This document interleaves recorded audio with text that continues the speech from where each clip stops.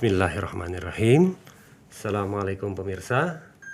Jumpa lagi kali ini di acara podcast Kanal 207. Biasanya kita mengundang narasumber ke ruang podcast kita, tapi hari ini spesial sekali karena justru narasumbernya mengundang host podcasternya ke studio podcastnya beliau.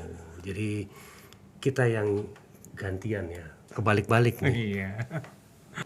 Kita perkenalkan seperti biasa narasumber podcast kali ini Bapak Imam Nuraryo.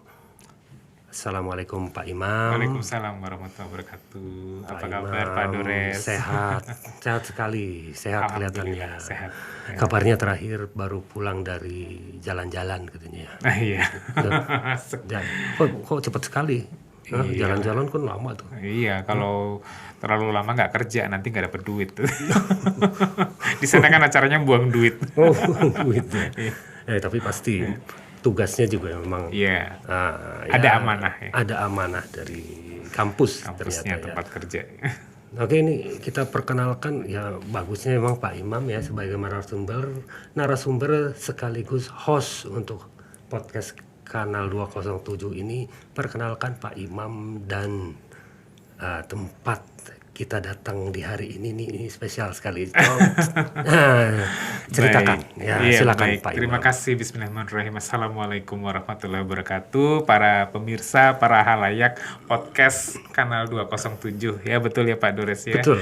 Ya, saya Imam Nuraryo. Saya adalah salah satu staf pengajar atau dosen ya di program studi ilmu komunikasi di Institut Bisnis dan Informatika Kwi-Kian-Gi.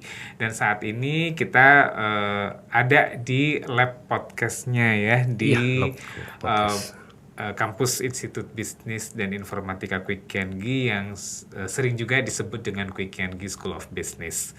Jadi kalau kemarin-kemarin saya juga pernah diundang ke lab podcastnya Pak Dores di Kanal 207. Nah kali ini mungkin kita akan cari suasana baru ya Pak ya. Betul. Pak Dores ya tentang kita di lab podcastnya di kampus kami di Kwi-Kian-Gi School of Business ini ya. Mudah-mudahan ini bisa memberikan warna baru kali ya, maksudnya. Betul, ya ada angle yang baru, atmosfer yang baru barangkali, walaupun saya sebetulnya tuan rumah di sini, tetap kalau dalam susunan acara host tetap dipegang oleh Pak Dores karena kanalnya kanal Pak Dores gitu. Iya tadi sempat tur juga nih. Tur kampus. Kayak mengunjungi rumah baru gitu ya. Wow.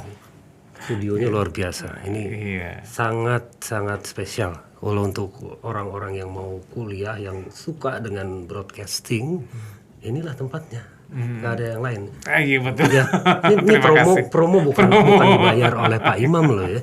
Tapi emang kenyataan. Ya kita udah observasi tadi. Emang luar biasa, bagus sekali untuk acara podcast ini sudah sangat layak tempat ini. Jadi besok adalah tanggal 28 yang bertepatan dengan Hari Sumpah Pemuda. Betul, iya. Betul.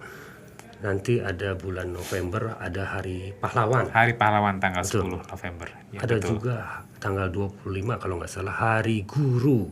Oh iya. Betul. Oh betul ya. Betul. Saya malah baru tahu gitu ya. Iya. Karena ya kebetulan memang kakak saya seorang guru dan dia ngajar di SD negeri yang untuk inklusif ya. Inklusif.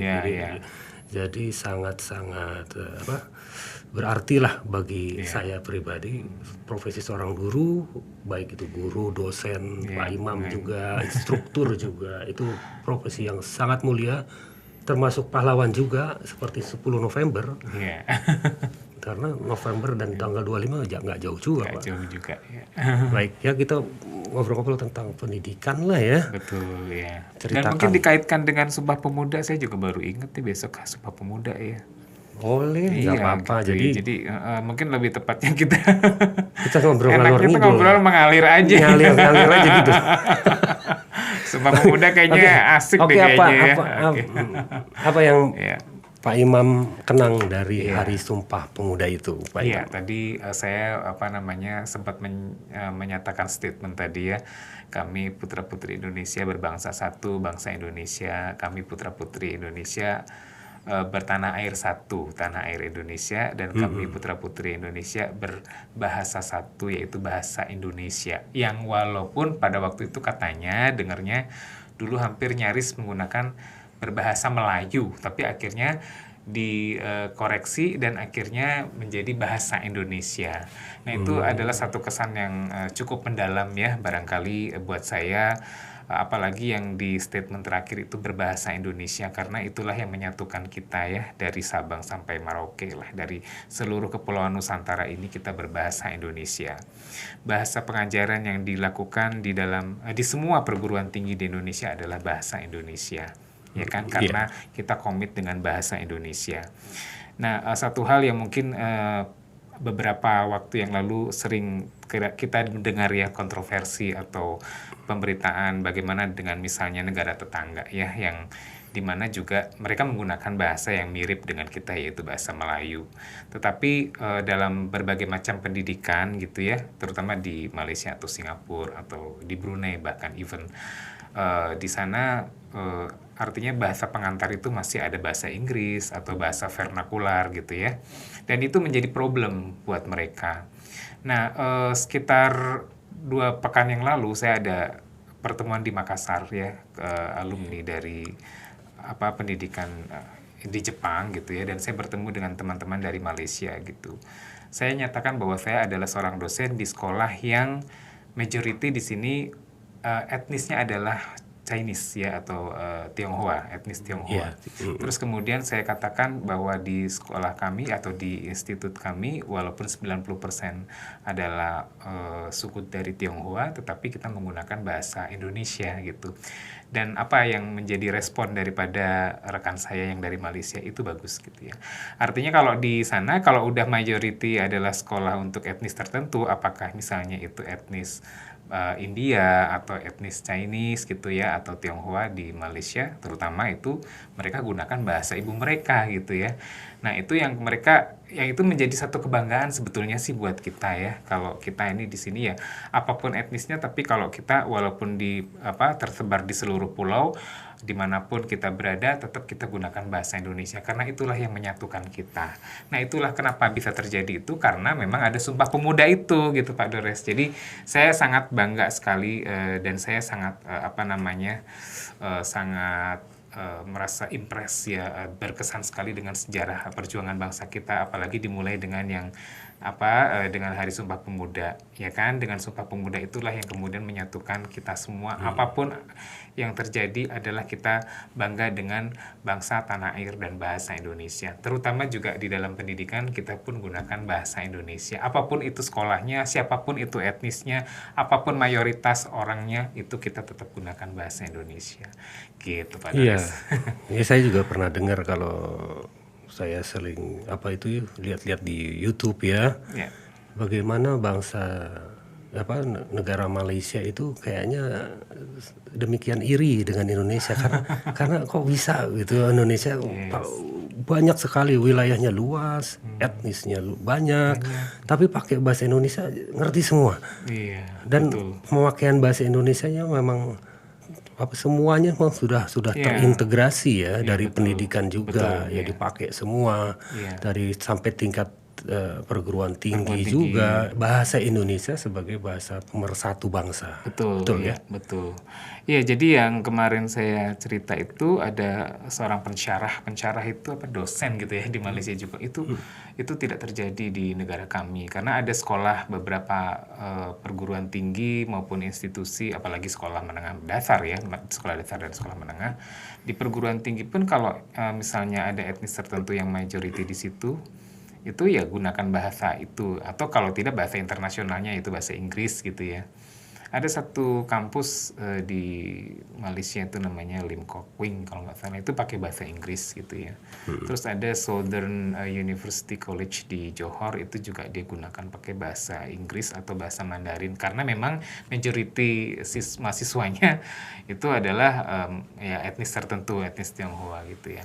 Dan itu yang kadang mereka juga ya itu tadi yang kata Pak Doris itu ya, Indonesia bisa melakukan itu gitu, bisa menggunakan bahasa persatuan itu. Walaupun kita juga mengakui mereka kalau untuk bahasa Inggris ya, apalagi mereka kan adalah koloni Inggris sebelumnya ya, jadi wajar lah kalau bisa menggunakan bahasa Inggris dengan fasih. Tapi ya sebetulnya yang kalau dulu kita mungkin ada rasa underestimate ya, aduh kok negara tetangga bahasa Inggrisnya lancar apa segala macam. Tapi sebetulnya mereka pun melihat kita, mereka juga melihat, oh kamu sangat beruntung gitu ya sebagai orang Indonesia, kamu bisa menggunakan bahasa Indonesia untuk seluruh level sekolah dari SD, SMP, SMA bahkan perguruan tinggi tanpa memandang etnis apapun begitu.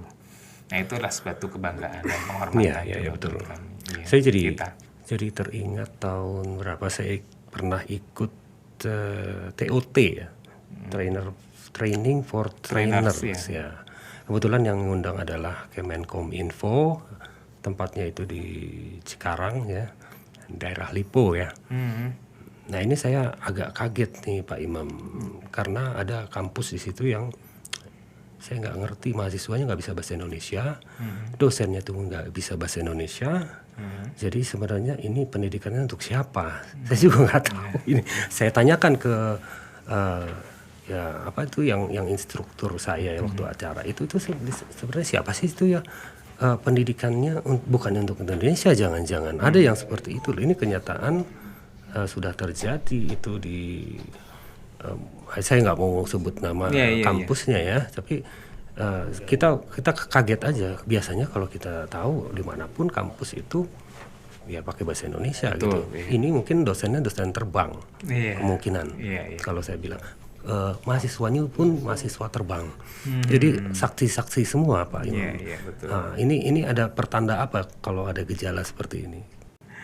Ya, jadi tadi mengenai masalah kampus yang tidak menggunakan bahasa Indonesia, ya pada prinsipnya sih tidak ada masalah karena memang saya rasa saya tidak menemukan ada satu pelanggaran di situ. Karena perguruan tinggi itu juga sudah mendapatkan lisensi ya untuk kemudian menyelenggarakan di dalam bahasa internasional, dan itu memang kita lakukan, maksudnya dilakukan lah ya oleh kampus tersebut karena memang tidak ada melanggar aturan. Justru mereka itu memikirkan halayak ya, segmen daripada mahasiswa, apalagi kan kampus itu kan swasta ya, private. Jadi segmennya di mana letak kampus tersebut ada di daerah industri, area industri yang di mana para ekspat atau tenaga kerja dari luar negeri yang punya keluarga dan punya anak ya, kemudian disekolahkan kemana gitu kan ya, kemudian ya sekolahnya di situ gitu kan. Nah jadi pakai bahasa Inggris. Jadi sebetulnya bukan berarti kampus tersebut tidak nasionalis, tidak juga, tidak kemudian kita bisa memberikan judgement bahwa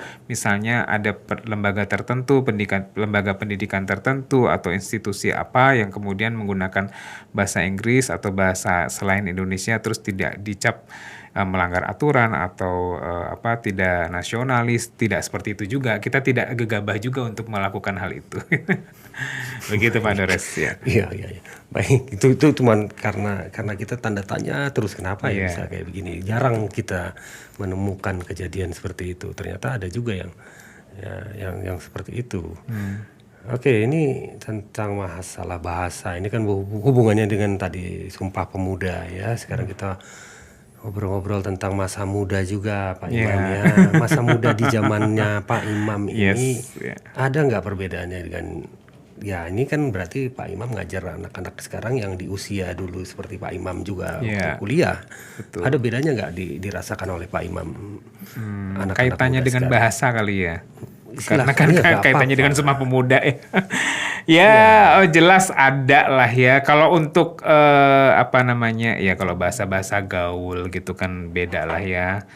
Saya misalnya satu contoh aja, misalnya kata kesengsem atau kasmaran atau Itu zaman kapan itu? Kesengsem. misalnya sengsem tuh ya tahun masa sebelum kuliah malahan ya.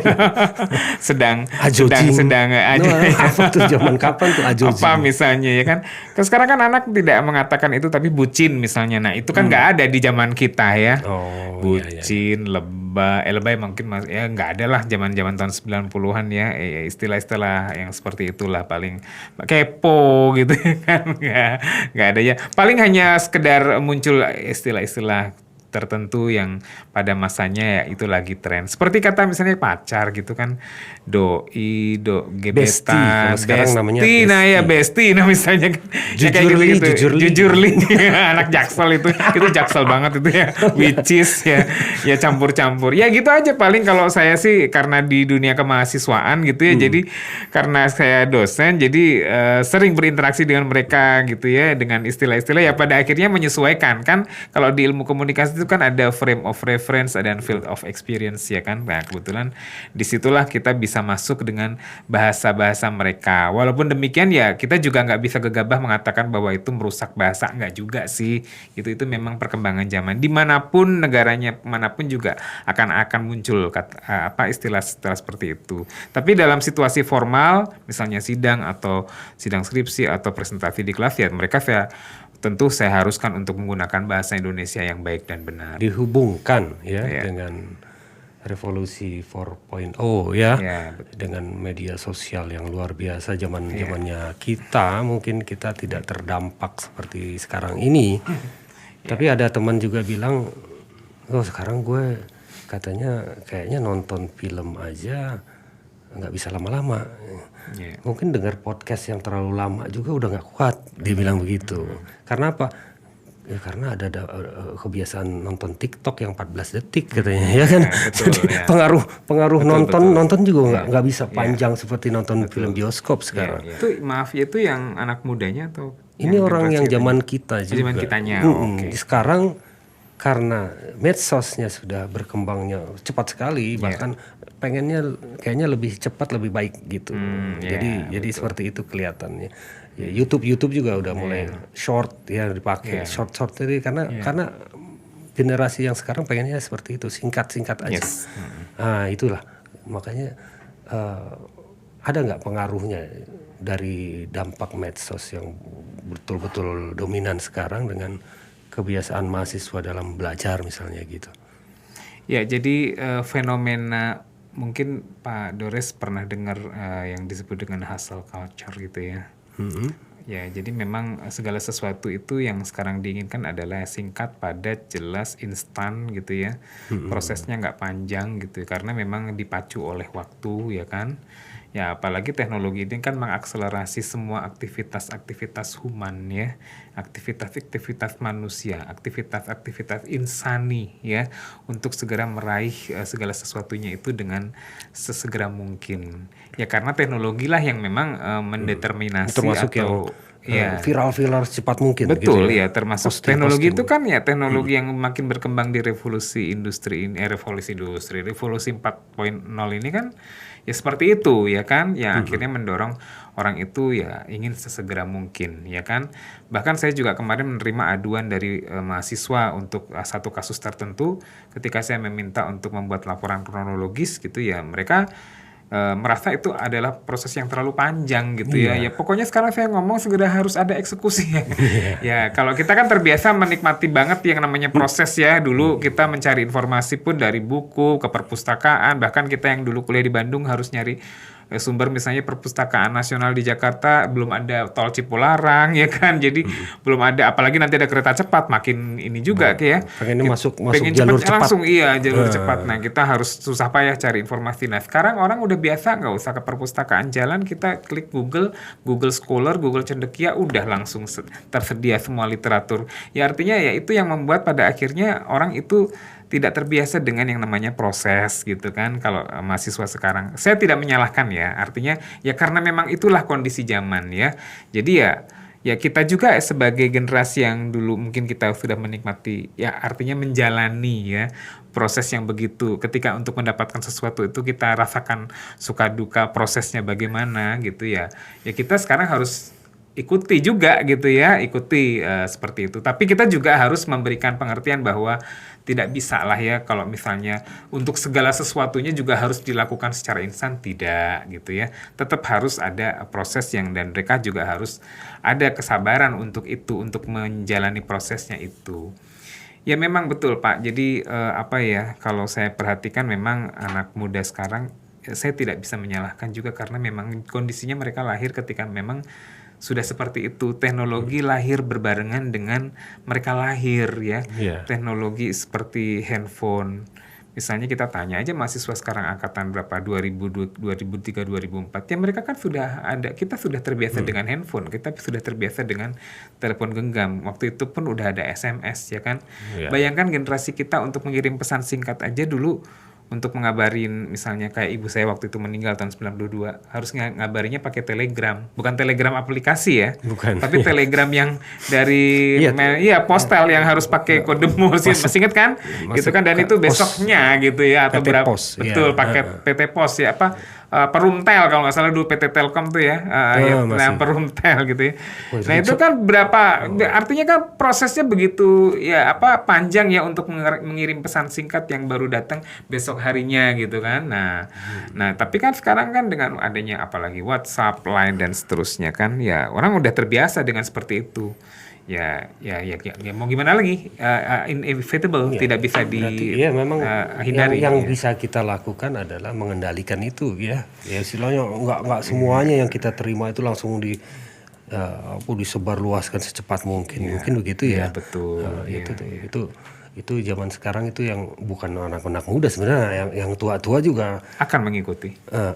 Jadi kurang sabar, artinya processing ya. Kita input, proses dulu, ini benar nggak nih informasinya nih, jangan langsung disebarkan, harusnya kan begitu ya. Betul.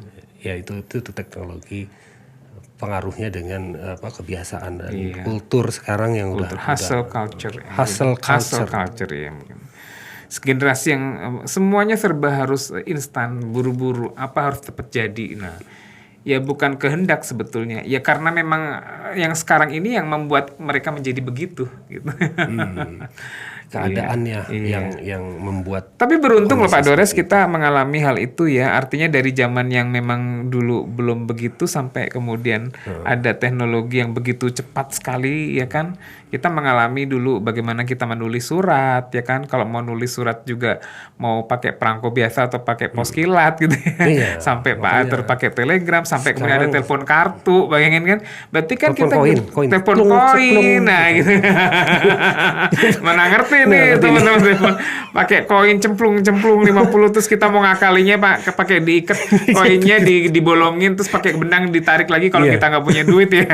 Jadi buka aib teman dulu. Telepon kartu pakai gitu tuh digesek-gesek. Digesek-gesek iya. Sampai berapa menit kita kuotanya dulu ya, sebetulnya bukan kuota apa ya itu ya yang kita kartu telepon itu dikasih waktu 30 menit. Ternyata bisa diakal-akalin, kreatifnya luar biasa. TUT zaman kita waktu kuliah ada telepon umum yang ditunggu kita ada nomornya kan, jadi TUT iya yang di dekanat iya kan ada. Jadi telepon umum biasanya kan telepon satu arah, ini kan telepon umum tapi bisa nerima, bisa nerima. Kamu nelpon ya kan, zaman dulu belum zaman HP ya. Soalnya zaman kita yang kos aja belum tentu yang punya kosnya punya telepon. Iya kan? Nunggunya di kampus aja ya. Nomor sini jam sekian. Nah jam sekian. Luar biasa itu. Luar biasa ya kita mengalami hal itu.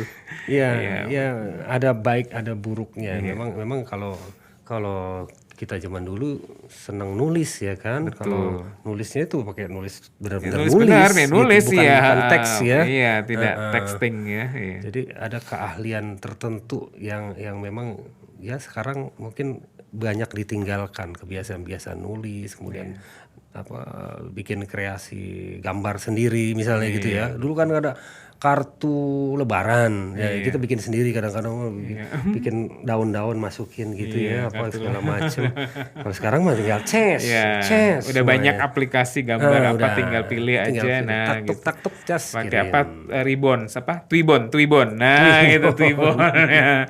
Sekarang seperti itu ya. Memang sedikit kembali lagi Sumpah Pemuda. Masihkah pemuda ini menjadi penggerak seperti zaman-zaman waktu pertama? Apa itu? Ya untuk kemerdekaan dulu kan, kebangkitan pemuda itu dimulai.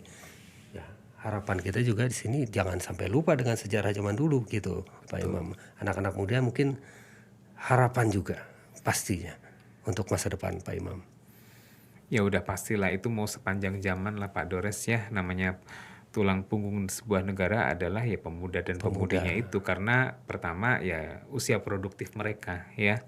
Ya dalam kondisi yang sangat prima sehat ya, antara usia 15 sampai 35 itu adalah golden age-nya. Jadi memang disitulah negara itu ada di pundaknya pemuda. Nah, ini sebetulnya sudah difikirkan oleh beberapa negara-negara di barat, terutama negara-negara maju yang memang sekarang ini kondisinya boleh dibilang mereka itu prihatin ya dengan kondisi piramida terbalik. Ya artinya orang yang usia tua itu ada di populasi yang jumlahnya paling banyak gitu ya. Yang banyak justru yang Nah, usia harusnya tua. kan harusnya kan kalau misalnya sebuah negara yang kuat itu harusnya ya usia pemudanya harusnya yang lebih banyak ya kan. Iya. Nah, itulah yang menggerakkan sebuah negara.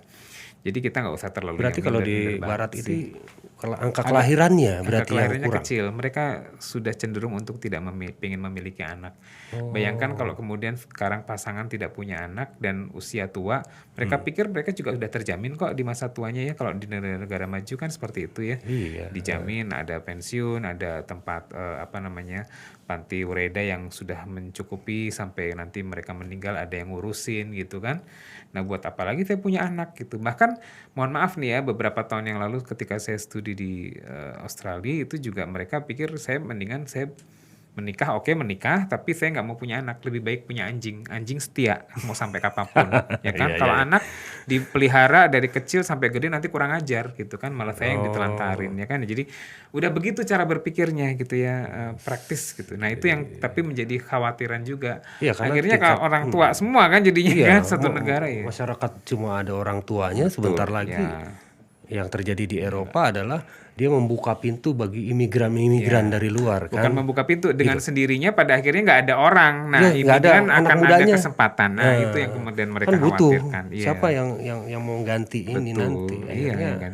dia butuh juga orang yang Ya butuh kan untuk menggerakkan ekonomi, menggerakkan semua aktivitas organisasi sebuah negara itu juga kan harus ada orang yang punya jadi memang betul sehat modal ya. bangsa memang ya. Betul, iya.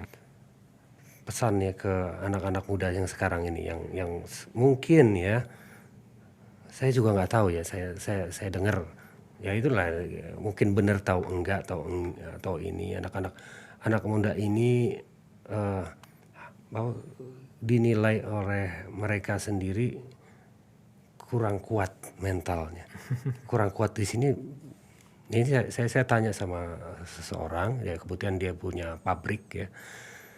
Kemudian dia meng-hire orang-orang yang udah berarti baru lulus kan. Wah, dia mengeluh katanya. Kenapa? Anak-anak yang sekarang lulusan sekarang kurang kuat artinya. Kurang kuat gimana? Ya mentalnya ditambah. Mentalnya gimana sih? Ya kalau disuruh misalnya nih contoh disuruh beli pisang goreng sama bosnya gitu ya. Udah ke sana nggak ada. Ternyata pisang gorengnya balik dia. Bilang nggak ada, udah keroncongan bosnya, coba bayangin ya. Itu bayangin kok cuma begitu doang berpikirnya ya. Artinya kalau seperti ini ya, kalau kita mungkin dulu ya mungkin cari supaya nggak dimarahin, takut kan. Iya, cari substitusinya. Iya. Cari di mana kalau nggak ada di situ misalnya gitu ya. Itu mungkin benar mungkin juga bisa salah dihubungkan dengan anak-anak sekarang ngomong-ngomong tentang yang namanya mental health ya. Kesehatan mental dulu pandemik mungkin ya, pengaruh pandemik, orang anak-anak zaman now ini care sekali dengan masalah kesehatan mental kayaknya ya. Pak Imam sendiri memandangnya anak muda ini seperti apa? Apa memang ada kecenderungan seperti itu enggak? Iya, ya sebetulnya sesuatu yang menjadi keprihatinan lah kalau memang itu terjadi ya. Tapi kalau saya sebagai pendidik di sini ya, itu tanggung jawab moral saya juga sebagai salah Iya, satu betul. pribadi yang akan selalu mengingatkan kepada para mahasiswa. Mahasiswa saya kan pemuda-pemudi juga ya kan gitu Iya, ya. Ya, tapi kita juga harus realistis. Mereka hidup di zaman yang memang berbeda ya dengan kita ya. Jadi treatmentnya juga perlakuannya akan berbeda. Kalau mengenai masalah mental health awareness itu betul ada lah ya semacam kekhawatiran karena kan informasi yang begitu banyak dan kemudian kondisi ditambah dengan pandemi kemarin yang sudah iya, orang terbiasa dengan online ya. Untuk datang lagi ke kuliah tatap muka juga mungkin tidak seperti dulu ya kan. Nah, itu menjadi concern pada kita. Tapi saya rasa saya optimis lah ya. Eh, Tidak mungkin kejadian ini akan berlarut ya. Semua orang pasti ada kesadaran untuk saling mengingatkan. Pemuda itu juga mereka akan tahu kok bagaimana saya harus melangkah itu seperti apa. Yang penting kita harus bersinergi ya Pak. Jadi saya, keluarga, pemuda itu sendiri, peer groupsnya, kelompok rujukan, segala referat orang-orang yang terdekat itu pasti akan di saat kita jatuh pasti akan ada gitu orang yang akan menolong, orang yang akan membimbing. Jadi mengenai pemuda tadi ya concernnya ada gitu ya, keprihatinan ada, tapi jangan kemudian kita berlarut-larut dalam keprihatinan itu ya. Harus tetap ada rasa optimis begitu. iya.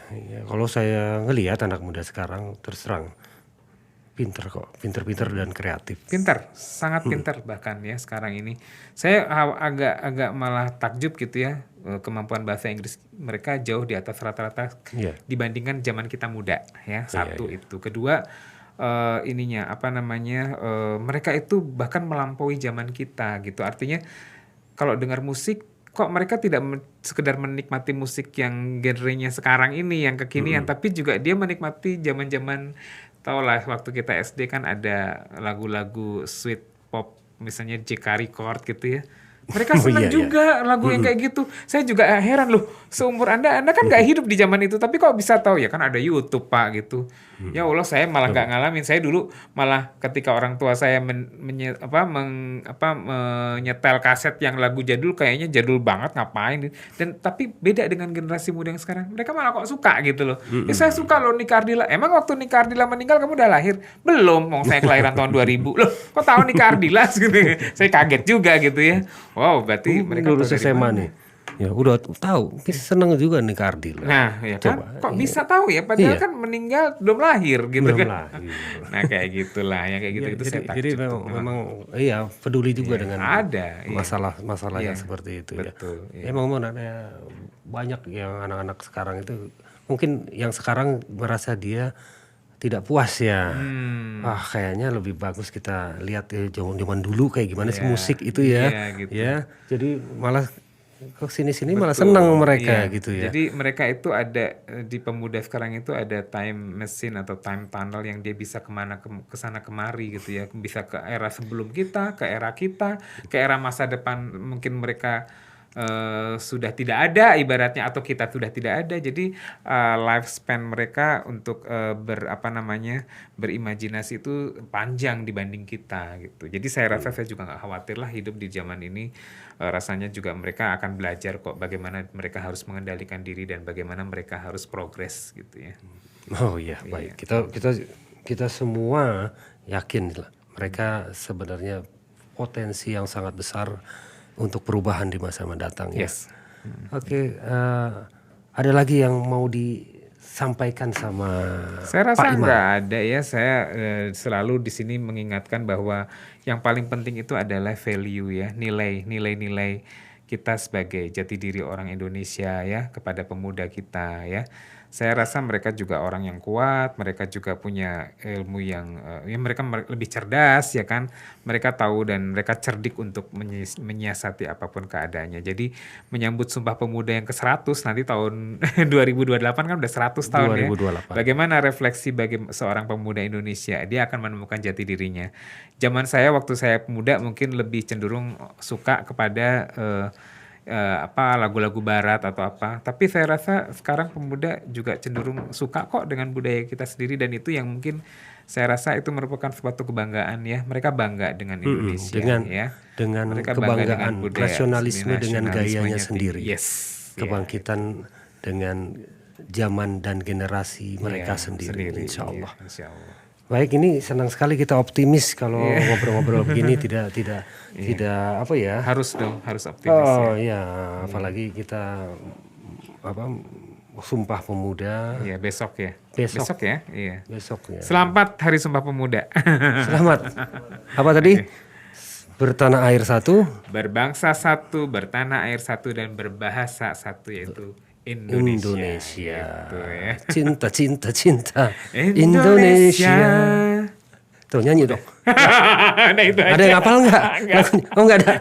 Lihat YouTube lain aja. Oh ya.